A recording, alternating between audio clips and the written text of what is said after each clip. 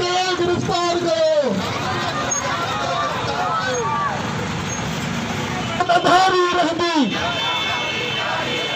जैसी मारो मारी के खबर आए तो इन मुल्क में ब कानून आहिनि बासर लाइ अलॻि कानून आहे मज़लूम लाइ अलॻि कानून आहे ऐं उन ई कानून जे करे मेमूना जा जेके वारस आहिनि उहे इंसाफ़ जे लाइ जिदोजहद कनि पिया JWC जेकी तंज़ीम ठही आहे उनजो मक़सदु इहो आहे त सिंध जा जेके मज़लूम माण्हू आहिनि जंहिंमें असांजी शहीद कंदकोट जी नियाणी मेमूना सूमरो बि शामिल आहे अॼु असां उन लाइ धरणो आयो आहे त उन्हनि कानून जा जेके रखवाला आहिनि जेके कानून जी पासदारी कनि था ऐं चवनि था त असां कानून जी हुकुमरानी कयूं था पर मूंखे नज़र नथो अचे त उहा नियाणीअ खे को इंसाफ़ मिली सघियो आहे उनजे करे JWC सॼे सिंध में उहो नियाणी सां तालीमी इदारनि में हिरासमेंट जा मसइला हुजनि या उनखे ब्लैकमेल करे ख़ुदकशी करण ते मजबूर थी वञो पर मेमूना सूमरो हितां जो मसइलो आहे कंदकोट जो मसइलो आहे इन जे करे असां शुरूआत कंदकोट खां कई आहे इंशाअल्लाह ताला सॼी सिंध में असां मेमूना सूमरे जे इंसाफ़ जे लाइ छाकाणि त असां वटि सिर्फ़ु आवाज़ उथारण आहे आवाज़ अलाए वञ ताईं पुॼे उनजे करे मां कंदकोट जे शऊर खे बि अपील कंदुसि त अचो त हिननि बोतारनि हिननि सरदारनि जे ॻिचीअ में रसो विझूं ऐं जेके इहे ऑफिसर पाण खे चवनि था त असां बाकिरदार आहियूं असां कानून जी रखवाली था कयूं पर मूंखे नथो लॻे ही हिते पंहिंजी सीट बचाइण जे ख़ातिर वॾेरनि जी चमचागिरी ख़ातिर हिते जेको आहे सीटूं वठी इंशाअल्लाह ताला ही हितां जी अदालतुनि मां त बची सघंदा पर ख़ुदा जी अदालत मां ही न बची सघंदा ऐं JWC हिन नियाणी सां गॾु आहे जेसिताईं हिन जा वारस हिन केस सां बीठा हूंदा JWC हिननि जी रोडनि ते बि मदद कंदी ऐं कानूनी मदद सां जेका नियाणी 5 महीना अॻु में क़तल थी आहे पर हुनजा कातिल जेके नामज़द थियल आहिनि FIR में अञा ताईं गिरफ़्तार न थिया आहिनि असीं सम्झूं था त हीअ गैप आहे उन जागीरदार निज़ाम जो जेको मुशर्रफ जे दौर खां अॻु में त कमज़ोर थी चुको पर मुशर्रफ हुनखे वधीक मज़बूत करे वियो अॼु उहे जागीरदार पंहिंजा फ़ैसिला पाण कनि था जीअं नाज़िम जोखे जो मसइलो थियो त उन मथां प्रेशर थियो उन नियाणी मथां आख़िर उहा नियाणी हथु खणी वई अहिड़ी तरह सॼी सिंध में जेके बि नियाणियूं क़तल थियूं आहिनि उनजे पोयां ही ख़तरनाक निज़ाम आहे जेसिताईं निज़ाम ख़तमु न थींदो ऐं जेतिरे ताईं इदारा आज़ाद न थींदा तेसिताईं ज़ुल्म थींदा रहंदा असीं वरी बि इहो मुतालबो था कयूं आला अदलिया खां त हीअ फौरन नोटिस वठी करे इहे कातिलनि खे गिरफ़्तार करे उनखे इबरतनाक सज़ा ॾिनी ॾिसो न मेमूना सूमरे सां जंहिं बेदली सां क़तल कयो वियो आहे हिन वक़्तु केतिरा महीना गुज़रिया उनजे बावजूदि कातिल गिरफ़्तार न थी सघनि SSP जेको कशमोर अमजद शेख जेको आहे उहो चए थो त जेका पंहिंजो ईमानदारी आहे ॻाल्हियूं करे थो DIG जेको आहे शेख साहिबु आहे उहो पिणु चए थो त जेका असां माण्हू खे इंसाफ़ हिन वक़्तु इंसाफ़ उनखे मेमूना सूमरे जे वारसनि खे न मिली सघे उनजो वालिद हुजे उनजा घर जा भाती हिन वक़्तु ई जेका रुलता वतन था SSP DIG जे ऑफिस में पर उनखे इंसाफ़ नथो मिली सघे अॼु JWC पर अॼु एहतिजाज कयो आहे ऐं हुनमें मुख़्तलिफ़ शहर कंदकोट जा जेके माण्हू शामिल थिया मुख़्तलिफ़ दौरनि जा माण्हू शामिल थिया एहतिजाज कयो पंहिंजे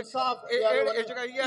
जेको कदम आहे बहितरीनु कदम आहे ऐं वज़ीर आला सिंध IG सिंध खां अपील कयो त मेमूना सूमरा जेके कातिल जेको वॾेरो को निज़ाम आहे क़बाइली सरदारी उहो तमामु घणो मज़बूत ऐं ताक़तवर आहे जंहिंजे करे हिते ग़रीब सां जेका बि नाइंसाफ़ी थिए थी उनखे उनजो हक़ु नथो मिले पोइ इहा तारीख़ मुंड खां वठी शाहिद आहे असां वटि जेको बि ग़रीब जे मथां ज़ुल्म थियो आहे तशदुद थियो आहे या उनजा खून थियो आहे त उनखे इंसाफ़ जेको आहे तमामु घटि मिलियो आहे त अॼु हे बि किसो इन सिलसिले जो आहे जो केतिरा महीना गुज़री विया आहिनि पोइ बि ज़िले इंतिज़ामिया का कावश न वरिती आहे का कोशिशि न वरिती आहे जो की ग़रीब खे इंसाफ़ मिले असां सभु सिंध TV न्यूज़ जा थोरत आहियूं जो उन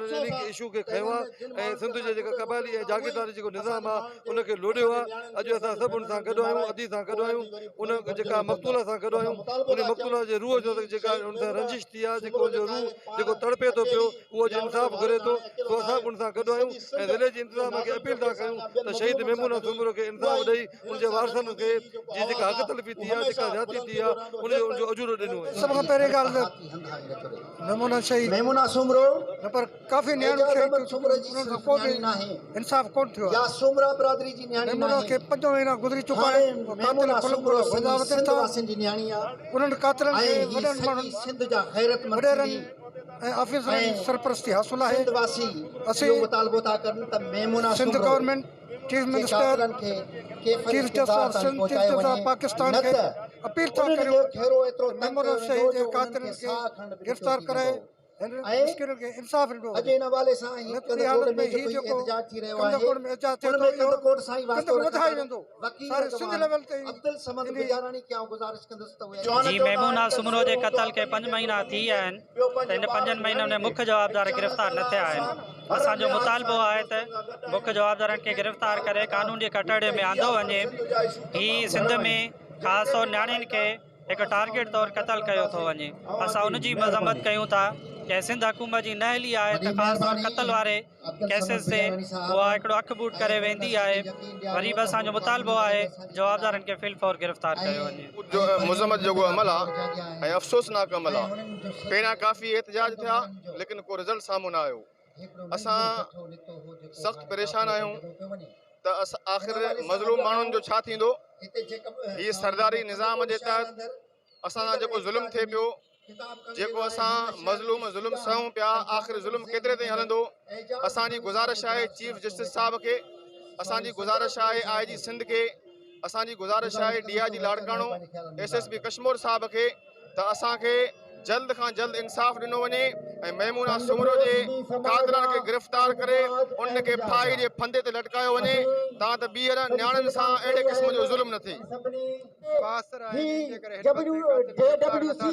जा उहे साथी जंहिंजी तनज़ीम कई आहे ऐं उनजो अज़म आहे त सॼी सिंध में थींदड़ उन ज़ुल्म ख़िलाफ़ ही आवाज़ बुलंद कंदा ऐं उनजी पहिरीं कोशिश में अॼु कंदकोट में ही साथी सभु साथी गॾु आहिनि। असीं हिननि जा थोराइता आहियूं जो हिन कंदकोट जी नियाणी जी आवाज़ खे आला लेवलनि ते पहुचाइण लाइ हिते गॾु आहिनि। असीं इन्हनि मां उमेद था कयूं त ही हर उन नियाणी, हर उन मर्द, हर उन शख़्स जो आवाज़ बुलंद कंदा जी नाज़िम जो कि असां ठटे में थियो जीअं हूंदा त जॾहिं इन तरह जा ज़ुल्म ऐं ज़्यादतियूं थींदियूं आहिनि त पोइ माण्हू जाॻंदा आहिनि, शऊर जाॻंदो आहे ऐं जो उनजो सबूत आहे त ही सभु माण्हू हिते मौजूद आहिनि ऐं उहे आवाज़ बुलंद पिया कनि त कातिलनि खे गिरफ़्तार कयो ऐं शहीद मेमूना सुमरो जा जेके वारिस आहिनि इंसाफ़ फराहम कयो। सो असां यकीनन ही ज़ुल्म ज़्यादतियूं ॾाढो जबर जेको हिते थिए पियो उनजे ख़िलाफ़ आवाज़ बुलंद करे रहिया आहियूं ऐं असांखे यकीन आहे त ही जेको आवाज़ आहे ही सिर्फ़ु कंदकोट जो न आहे, ही सिर्फ़ु सिंध जो न आहे, मुल्क ऐं दुनिया जो आवाज़ थींदो ऐं इन्हनि खे ज़रूरु जेको आहे इंसाफ़ मिलंदो। बावजूदि उनजा कातिल गिरफ़्तार न थी सघिया आहिनि। असां SSP कश्मीर ऐं DIG लाड़काना ऐं सॼे हुकमनि खां घुरता कयूं